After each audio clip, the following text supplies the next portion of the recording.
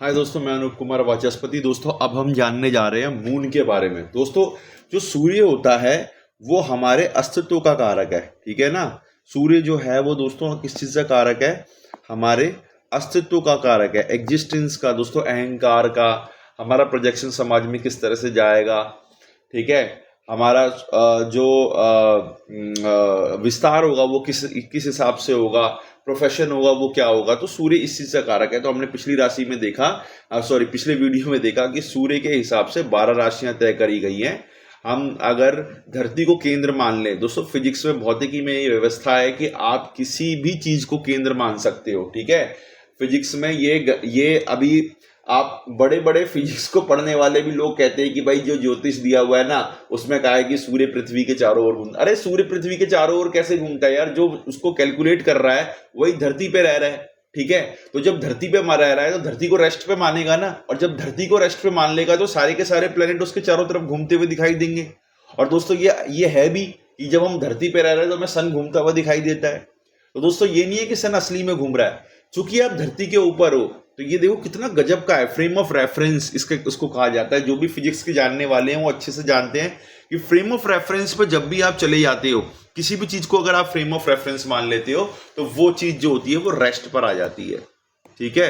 वो चीज किस पर आ जाती है? रेस्ट पर आ जाती है। और उसके चारों तरफ जो भी चीजें मूवमेंट में आ जाती है और उसके हिसाब से आपको कैलकुलेशन करनी होती है।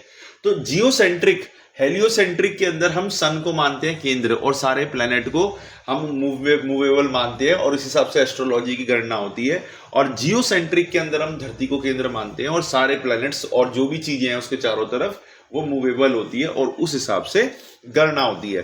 तो दोस्तों, अगर हम धरती को रेस्ट पे माने तो 12 महीने में सूर्य जो है धरती के चारों तरफ घूम जाता है, ठीक है। यानी कि हमारी धरती भी जो होगी वो 12 महीने में सूर्य के चारों तरफ घूमती होगी। इस हिसाब से 12 राशियां हैं। अगर हम विभाजन करें दोस्तों, तो अगर हम 360 से 12 को डिवाइड करते हैं तो कितना निकल कर आता है? 30 डिग्री निकल कर आता है। हर राशि दोस्तों 30 डिग्री की होती है इस हिसाब से। यानी कि एरीज 30 डिग्री का होगा, टॉरस 30 डिग्री का होगा, जेमिनाई 30 डिग्री का होगा। और अगर मैं मून की बात करूं दोस्तों, तो मून जो है ना, माइंड, मन का कारक है, ठीक है। मून किसका कारक है? मन का कारक है। हमारा जो स्वभाव है मून से डिसाइड होता है। तो मून जो है वो धरती के चारों तरफ 27 दिनों में घूमता है दोस्तों। 27 दिनों में घूमता है ना, 27 डेज के हिसाब से ही 27 नक्षत्र डिसाइड किए गए हैं दोस्तों। 27 नक्षत्र 27 दिनों का ही परिणाम है, ठीक है। अब दोस्तों, अगर वो 27 दिनों में घूमता है तो अगर मैं इसका डिग्री में कैलकुलेशन करूं तो 360 डिग्री को अगर मैं डिवाइड करूंगा 27 से तो कितना निकल कर आएगा? 13.33 डिग्री। दोस्तों देखो, जो हमारी ज्योतिष है ना, पूरी तरह से मैथमेटिक्स पे आधारित है, इसीलिए 13.33 कहीं भी नहीं दिया हुआ दोस्तों। हम अच्छे से जानते हैं कि डिग्रीज को कभी भी डेसिमल में रिप्रेजेंट नहीं किया जाता, ठीक है। तो इसके अंदर हम क्या करते हैं, हम निकालते हैं, डिग्री होता है, फिर उसके बाद आता है आर्क मिनट, ठीक है, और फिर आता है आर्क सेकंड। तो इसको हम मिनट और सेकंड में निकालते हैं। तो अगर आप इसको डिवाइड करोगे ना तो ये आएगा 13 डिग्री और 20 मिनट्स। इस तरह से मिनट होता है, और अगर कोई चीज सेकंड में होती है ना, कोई नंबर सेकंड में होता है तो उसको डबल से रिप्रेजेंट किया जाता है। तो 13 डिग्री 20 मिनट्स हमारे जो ज्योतिष में लिखा हुआ है वो लिखा हुआ है 30 अंश, ठीक है, और 20 कला। 30 अंश और 20 कला। मिनट को उसमें, डिग्री को उसमें कहा जाता है अंश, ठीक है, और इसको कहा जाता है मिनट को कला, ठीक है, और सेकंड को कहा जाता है विकला, ठीक है। तो 30 अंश 20 कला, देख रहे हो दोस्तों कितना वैज्ञानिक आधार है ज्योतिष का भी, ठीक है। अब देखो, ये जो 27 नक्षत्र है ना दोस्तों, ये 27 नक्षत्र जो है, अगर मैं अपने पुराणों की बात करूं, ठीक है, अगर मैं पुराणों की बात करूं दोस्तों, तो हमारे पुराणों के अंदर भी ना, अब देखो कोई भी बात अगर आपको मुझे बतानी है दोस्तों, तो मैं कई बार ना बातें कहानी के अंदाज में बताता हूं दोस्तों। इसका कारण ये होता है कि कहानी जो होती है वो याद रहती है, और एक जनरेशन से दूसरे जनरेशन में भी आसानी से चली जाती है। यानी कि आप बच्चों को भी कहानियां सुनाकर, या जिनका बौद्धिक स्तर है उनको भी कहानियां सुनाकर आसानी से वो बात समझा सकते हैं, और आप समझा सकते हैं इसका महत्व क्या है। तो दोस्तों, हमारे पुराणों में दिया हुआ है कि दक्ष प्रजापति की 27 पुत्रियां थी, ठीक है, 27 पुत्रियां थी, और 27 का विवाह जो था वो मून से हुआ था, है ना, मून से हुआ था। मून को जो सबसे ज्यादा प्रिय है वो रोहिणी प्रिय है।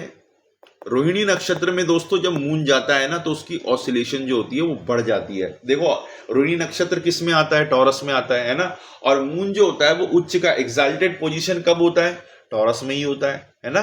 तो ऑसिलेशन बढ़ जाती है, यानी कि उसकी पावर बढ़ जाती है। देखो दोस्तों मैं इसका ना प्रैक्टिकल एग्जांपल भी आपको बता रहा हूं। अगर किसी भी व्यक्ति का जन्म रोहिणी नक्षत्र में हुआ है ना तो उसका स्वभाव ना बहुत स्थिर होगा, बहुत स्थिर। और रोहिणी नक्षत्र आता भी दोस्तों स्थिर में ही है। मैं आपको बताऊंगा ये अलग अलग नक्षत्र का अलग अलग स्वभाव होता है, उस हिसाब से ना हम अपने कार्यों को भी व्यवहारिक रूप दे सकते हैं और टिकाऊ होंगे हमारे कार्य या उस अकॉर्डिंग अच्छे होंगे। तो वो मैं आगे चर्चा करूंगा। तो रोहिणी नक्षत्र में जो जो व्यक्ति होता है ना दोस्तों उसका स्वभाव ना स्थिर होता है। अगर मैं इसके उदाहरण की बात करूं तो मेरे घर में ही उदाहरण है, मेरी सिस्टर, ठीक है। मेरी सिस्टर का खुद जन्म दोस्तों रोहिणी नक्षत्र में हुआ है, ठीक है। अब मैं एक छोटा सा कमाल दिखाऊं अगर एस्ट्रोलॉजी का, तो मेरी सिस्टर का जन्म दोस्तों रोहिणी नक्षत्र में हुआ और मैं मैक्सिमम टाइम ना उसका मतलब मैं ऐसे ऐसे जगह पर जहां पर कोई व्यक्ति बहुत क्रोध कर जाएगा, कोई व्यक्ति बहुत कुछ बोल जाएगा, उस जगह पे मैं उसका स्वभाव ना शांत देखता हूँ, ठीक है। मतलब शांत, मतलब और ऐसी बात वो बोल जाएगी, ऐसे वाक्य बोल जाएगी ना वो, जिससे मतलब व्यक्ति को ये लगेगा कि हाँ ये चीज जो है कितनी अच्छी बात बोल दी, ये मुझे अपनानी चाहिए, ठीक है। अब ऐसा नहीं है उसका स्वभाव चेंज नहीं होता, उसका स्वभाव भी चेंज होता है दोस्तों, क्योंकि हम जानते हैं कि मून जो है वो 27 नक्षत्रों में घूमता है ना। 27 नक्षत्रों में घूमता है तो 27 नक्षत्रों के हिसाब से स्वभाव व्यक्ति का चेंज होता है। तो दोस्तों स्वभाव चेंज होता है, बट मेजर रूप से उसका स्वभाव शांत होता है। दोस्तों एक और चीज मैं बताऊं कि उसका जो लगन है ना, उसके लगन में है मकर राशि, और जो शनि है वो स्वराशि में ही बैठे हुए हैं, मकर में ही बैठे हुए हैं। दोस्तों क्या प्रोफेशन हो सकता है उसका, एडवोकेट है, वो लॉयर है। देख रहे हो दोस्तों कितना इंटरेस्टिंग है एस्ट्रोलॉजी, कितनी इंटरेस्टिंग है। मैं अगर आपको अपनी कुंडली बताऊं ना दोस्तों, अपनी कुंडली, तो शनि जो है वो मेरी कुंडली में कहां बैठे होंगे दोस्तों। सिबलिंग का घर कौन सा होता है, तीसरा होता है, थर्ड होता है, third, first second third house. Shani जो है ना दोस्तों मेरे में थर्ड हाउस में बैठे हुए हैं। और देखो दोस्तों मेरे में सिबलिंग्स यानी कि भाई बहन के हाउस में बैठे हुए हैं, और मेरी जो सिस्टर है उसके लगन में बैठे हुए हैं। देख रहे हो दोस्तों कितना ज्यादा रेलेवेंस है। इवन जो शनि का जो कष्टफल है ना वो बहुत कम है, मतलब नेग्लिजिबल है इसका, मेरी सिस्टर का। तो दोस्तों कोई भी व्यक्ति जो कर्ज में हो, कोई भी व्यक्ति जो कर्ज में हो, जब वो इसके संपर्क में आता है ना, जब भी वो इसके संपर्क में आता है तो दोस्तों उसको बहुत बड़ा ना मुक्ति का निवारण मिलता है। इसके ना मैं 2-3 बहुत बड़े उदाहरण देख चुका हूं दोस्तों इसके साथ। जो मैं इसकी जो लाइफ चलती है ना इसको मैं बहुत क्लोजली ऑब्जर्व करता हूं। तो मैंने देखा है कि कैसे कर्ज वाला व्यक्ति इसके संपर्क में आता है और ये अपने नॉलेज से, अपना जो भी इसको लॉ की नॉलेज है, जो भी समझ है, बहुत बुरे हालात वाले व्यक्ति को भी ना एक ऐसे हालात में ले आती है ये, जहां से उसके कर्ज का निपटारा यानी कि वो अपना निस्तारण करना शुरू करेगा, ठीक है। और इसका कष्टफल जो है ना शनि का 0 है। तो दोस्तों इसकी दृष्टि इतनी शुभ है शनि के लिहाज से कि जिस व्यक्ति का भी शनि खराब हो, अगर वो ऐसे किसी व्यक्ति से बात करता है जिसका शनि का कष्टफल 0 है, तो समझ लो वो व्यक्ति ना साक्षात शनि है। अगर वो किसी के ऊपर गलत सोच लेगा और अगर उसके साथ कोई बुरा करेगा, गलत सोच लेगा, तो उसको वो व्यक्ति ना कर्ज से भर जाएगा। और अगर वो किसी के बारे में सही स्वभाव रखेगा, अच्छी बातें सोचेगा, तो दोस्तों रियलिटी है वो व्यक्ति के ऊपर से कर्ज खत्म होगा, वो व्यक्ति के अंदर स्थिरता आएगी, ठीक है। जो अस्थिर होगा वो उसका अस्थिरपन, जो अनस्टेबल होगा ना, अनस्टेबल से वो स्टेबिलिटी की तरफ बढ़ेगा। ये रियलिटी है दोस्तों। इसीलिए ना हमारे शास्त्रों के अंदर जो है वो कुंडली मिलान का जो था, 36 कुंडली जो मिलाए जाते थे जिसे अष्टकूट मिलान कहते हैं, उसका रूल बनाया गया था दोस्तों। जो 36 गुण मिलाए जाते थे उसका ये आधार नहीं होता था 36 गुण मिलाने का कि भाई हम ये मिला लें कि मतलब ये अवैज्ञानिक आधार पे नहीं होता था दोस्तों। इसका आधार होता था, जैसे मान लो कि किसी का ना मंगल जो है वो बहुत उच्च का है, यानी कि बहुत ना मतलब उसके अंदर ना गुस्सा रहेगा, बहुत ज्यादा उसके अंदर हमेशा लड़ाई वाली भावना रहेगी। दूसरे वाले का मंगल निम्न का है, नीच का है, हल्का सा नीचे है, तो दोस्तों ये दोनों ना टिक जाएंगे, साथ में रह जाएंगे, पेयर अप हो जाएंगे। बट अगर किसी का मंगल उच्च का है और स्त्री का भी मंगल उच्च का है दोस्तों, हमेशा इनमें ना झगड़ा बना रहेगा, ठीक है। सपोज करो पहले वाले का हस्बैंड का मंगल नीच का है, स्त्री का भी नीच का है, दोस्तों ये बहुत डाउन रहेंगे। तो ये चीजें देखकर ना कुंडली को मिलाया जाता है, ठीक है, कि एक का गुण दूसरे को किस तरह से परस्पर सहयोग कर रहा है। अष्टकूट मिलान जो है वो यही विधि है दोस्तों। एस्ट्रोलॉजी में तो अब जो मैं आपको ये बात बता रहा हूं, इसी के हिसाब से ना मैं थोड़ा सा इसको डिग्री विग्री को बताता हूं आगे। तो इसके हिसाब से ना जो 13 डिग्री 20 मिनट है, इसके हिसाब से अगर मैं इसको राशियों में विभाजित करूं, तो दोस्तों राशियों में जो विभाजन होगा ना नक्षत्रों का, तो दोस्तों एक राशि में जो होगा वो लगभग 2.25 के करीब, यानी कि 2.25 के करीब 2.25 नक्षत्र आएंगे। एक राशि में 2.25 के करीब नक्षत्र आएंगे। और दोस्तों हर नक्षत्र का ना एक देवता होता है, ठीक है, हर नक्षत्र का दोस्तों देवता होता है। जैसे कि देखो अश्विनी का जो है, ये देखो, ये दोस्तों ये डायग्राम है। जैसे दोस्तों देखो दोस्तों, अश्विनी का जो है वो केतु देख रहे हो आप, ठीक है, भरणी का जो है वीनस देख रहे हो, कृतिका का जो है वो सन देख रहे हो, ठीक है। और हर नक्षत्र में जब मून जाता है ना, तो एक अलग स्वभाव का सृजन करता है दोस्तों, अलग स्वभाव का सृजन करता है दोस्तों। इसके बारे में चर्चा जो है ना मैं अगली वीडियो में करूंगा। थोड़ा सा मैं बता देता हूं दोस्तों, ज्योतिष जो है ना वो बहुत गहराई में है, ठीक है।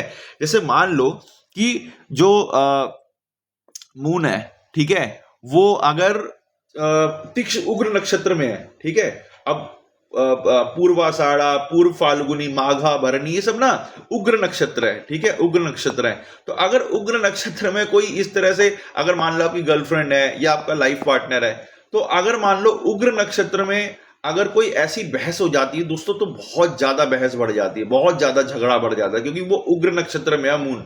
उग्र नक्षत्र में होगा तो क्या होगा, झगड़े में कोई भी हार नहीं मानेगा, ठीक है, तो बहुत ज्यादा झगड़ा बढ़ जाएगा। अब दोस्तों व्यक्ति को ना इंतजार करना चाहिए जब मून आ जाए मृदु नक्षत्र में, ठीक है, मृदु नक्षत्र में आ जाए दोस्तों। तो मृगशिरा, चित्रा, अनुराधा, रेवती, ये मृदु नक्षत्र है दोस्तों। इसके बारे में ना मैं बहुत डिटेल में बताऊंगा, एक छोटा सा मैं आपको ना मुजस्समा दे रहा हूं। तो जब सूर्य मृदु नक्षत्र में आ जाता है ना, उस वक्त आप अपनी गर्लफ्रेंड से बात करें, ठीक है दोस्तों, या उस वक्त आप अपने पार्टनर से बात करें या दोस्त से बात करें दोस्तों, वो जो आपका झगड़ा है ना वो सुलझ जाएगा। वो झगड़ा ऐसा सुलझ जाएगा, इतना प्रेम स्वभाव में आ जाएगा वो व्यक्ति कि आपको समझ में नहीं आएगा। इवन जो दोस्त भी बनाने की सलाह दी जाती है, नए दोस्त बनाना है, गर्लफ्रेंड बनानी है, आपको कोई जीवन साथी से बात करनी है, ठीक है, कोई नई बात रखनी है, तो वो मृदु नक्षत्र के अंदर अगर आप करोगे तो उसके होने की संभावना बहुत ज्यादा होती है। इसी तरह से दोस्तों लोग पॉलिसी कराते हैं, इंश्योरेंस कराते हैं और बंद हो जाती है, ठीक है ना। तो दोस्तों ये मकान बनाते हैं, तो मकान के अंदर वो चीज नहीं मिलती, वो गुण नहीं मिलते, या मकान में जब बनाते जगह जगह से टूट फूट होने लग जाती है। दोस्तों जब भी मकान बनाया जाता है या कोई इंश्योरेंस कराया जाता है, तो उसमें ना स्थिरता की जरूरत होती है, स्टेबिलिटी की जरूरत होती है, ठीक है।